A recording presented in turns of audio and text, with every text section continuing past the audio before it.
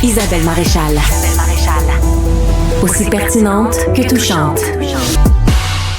Fred Bastien. Let's go, on y va. Vous avez la chance de réellement changer les choses parce que vous êtes né dans une démocratie, ma gang de chanceux. Ça ne fait que contribuer à la polarisation au sein du conflit, mais de notre société aussi. On doit se comparer avec nous-mêmes.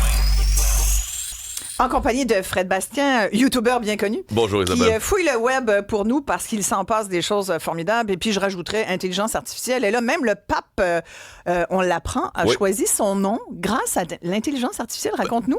Moi, j'étais sidéré d'apprendre ça, effectivement. Quand on pense à la religion et au christianisme, je n'imagine pas immédiatement là, la technologie, les puces informatiques et le futur du Dieu qui est dans notre poche arrière. Hein. Maintenant, là, on a l'impression parfois que GPT fait office de quelqu'un qui sait tout, qui voit tout. Notre poche arrière étant là où on met notre téléphone. Oui, c'est ça exact, que tu voulais dire. Exact, là où on met notre téléphone. Bon, évidemment, là, je sais que GPT est faillible, contrairement à la vision de Dieu. Mais non, ce qui est intéressant, c'est que apparemment, le pape a choisi son nom, Léon, à cause de l'intelligence artificielle parce que le Léon précédent, notre pape actuel, c'est Léon XIV. Là. Oui. Le Léon précédent, Léon XIII, avait choisi son nom et en fait avait dû faire sa papauté pendant la première grande vague de la révolution industrielle. Mm-hmm. Alors, notre pape actuel s'est dit, l'intelligence artificielle, c'est une vague de révolution industrielle, un peu comme l'intelligence artificielle. Alors, il a choisi son nom parce qu'il s'est dit, c'est ce qui marquera ma papauté. Alors, c'est tellement intéressant de voir que cette institution qui est aussi vieille, qui marque l'humanité depuis extrêmement au moins 2000 longtemps. ans, on va dire. Au moins 2000 ans. Si c'est pas plus, là, on l'a écrit là, il y a 2000 ans, mais il y a des histoires qui reviennent dans la Bible et des histoires qui dépassent, là, qui viennent de traditions orales aussi, qui ont peut-être été écrites pour la première fois suite à Jésus. Mais je trouvais ça vraiment intéressant de voir que, lui, assez pour se nommer, voit cette chose-là comme étant marquante. Puis, moi, je suis encore... Mais ça avait commencé déjà avec le pape François, là. Oui. Où François avait déjà dit... il préconisait de mettre la technologie de côté aussi, parce qu'il disait si tout le monde est sur son cellulaire, il y a quelque chose qui marche pas. Non, puis je vous rappelle... Et il disait, elle ne peut pas, cette technologie, profiter qu'à quelques riches. Tu comprends? Exact. Ouais, c'est notre bon vieux pape de gauche. Mais non, puis je vous rappelle Babylone aussi, hein, qu'on a beau vouloir construire toute la technologie du monde, il y a bien des leçons dans la religion qui disent qu'on doit se détourner de ça parce que c'est comme chasser un faux prophète, etc.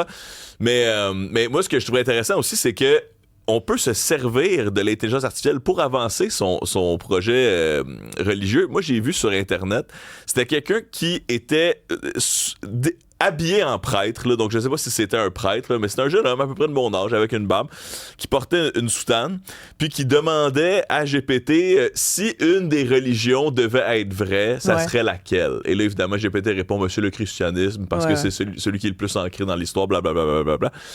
Là, moi, j'ai fait le test ce matin, puis ça m'a pas du tout répondu ça. Là. Donc, il y a moyen là, de s'arranger pour avoir une réponse un peu à l'avance. Là, on le voit. Mais c'est bien connu que ChatGPT, maintenant, va répondre selon... C'est ça qu'on veut entendre. Selon c'est qui nous connaît. Exact. Fait qu'il va répondre comme, finalement, quelqu'un qui te connaît puis qui sait exactement ce qu'il faut dire pour te flatter dans le sens du poil, quasiment. Là. Ouais, ce qui est intéressant. Mais il va répondre selon les questions que tu as déjà posées. Oui, puis oui, il y a une mémoire, mais aussi ce qui est intéressant, considérer que plusieurs jeunes se servent de GPT et d'autres intelligences artificielles comme thérapeutes. Ça nourrit tes biais, finalement. Oui, exact. Puis moi, je connais vraiment des gens là, qui, quand ils sont stressés, posent des questions. Geppetto, ils l'appellent Geppetto pour Geppetto.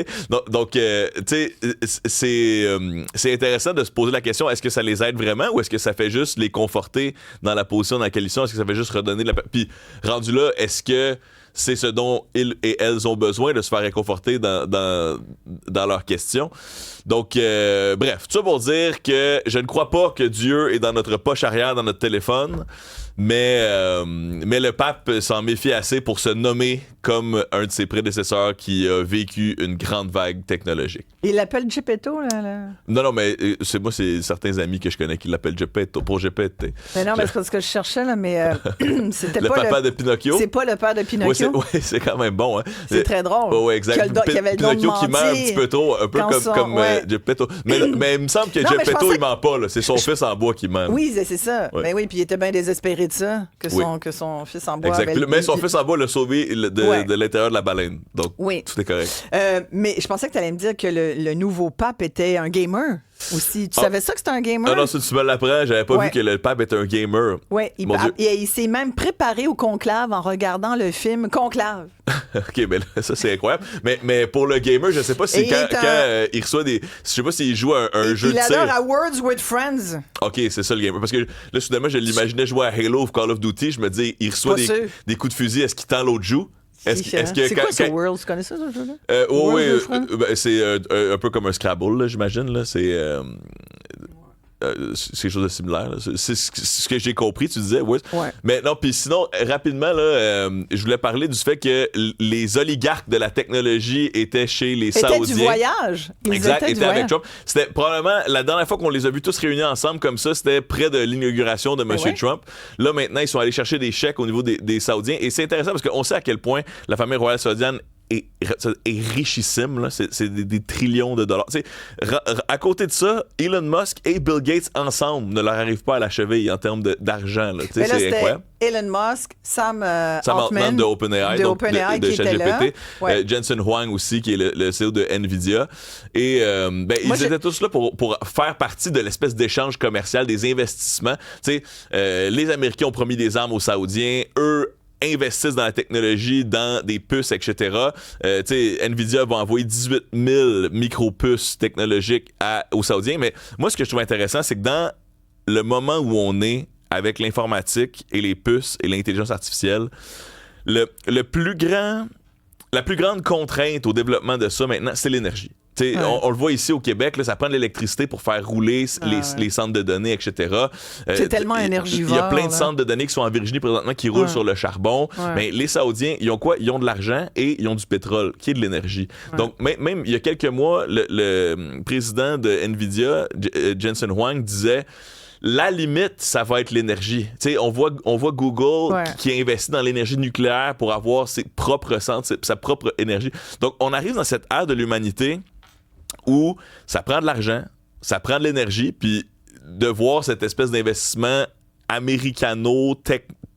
techno-oligarque et saoudien ensemble, ben ça donne un peu un indice sur ce qui s'en vient, puis c'est quoi la prochaine course, là, parce que l'intelligence artificielle, c'est aussi une course à l'armement, parce que si j'ai des meilleurs systèmes qu'une nation rivale, ben, je peux mieux me défendre, je peux mieux développer. Moi, je regarde ça, là, c'est une immense entreprise de marketing et de communication de la part de Trump en Arabie Saoudite, et là, on parle de plus de 145 contrats, plus de 300 milliards de dollars que ça représente.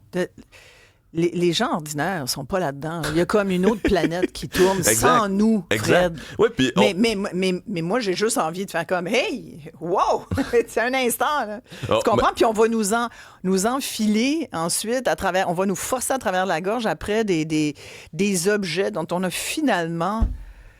Tu sais...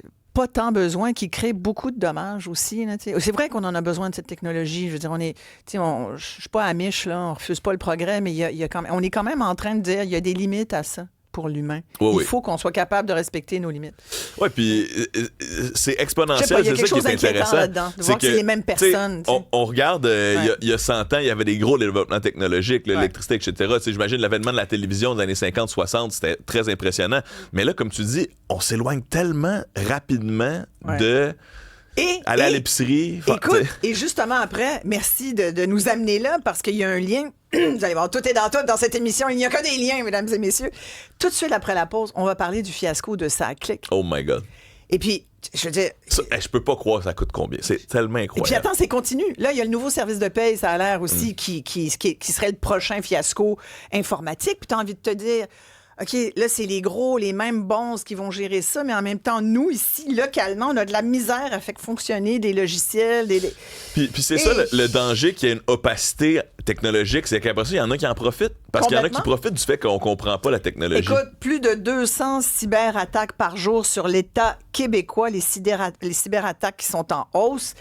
Là, il y a vraiment, je pense que c'est important qu'on soit, nous, au courant de ce qui se passe, mais il faut que les gens qui sont supposés être au courant sachent. Oui, puis ça prend aussi... Il faut que ceux qui savent ou qui sont supposés savoir savent. Ça prend aussi des technophiles qui veulent servir. Parce que des fois, on a l'impression que dans cet univers, on a un peu de capacité technique. La première chose qu'on veut faire, c'est OK, on se lance, on fait notre propre compagnie, on essaie de devenir une licorne, nous aussi, on essaie d'aller chercher nos millions. Mais ça prend aussi des côtés des gouvernements qui vont pouvoir démêler tout ça puis s'assurer qu'on se fait pas avoir comme tout le temps. Là. Eh bien, voilà. C'était ça pour qu'on prenne une pause et qu'on revienne avec vos commentaires sur le fiasco et ça clique. 1-877-827-2346. Merci beaucoup, Fred Bastien. Merci, Isabelle. Pour nous joindre et par texto, vous faites le 187 Cube Radio. Je suis sûr que vous allez avoir plein de commentaires sur ce sujet. À tout de suite, tout le monde.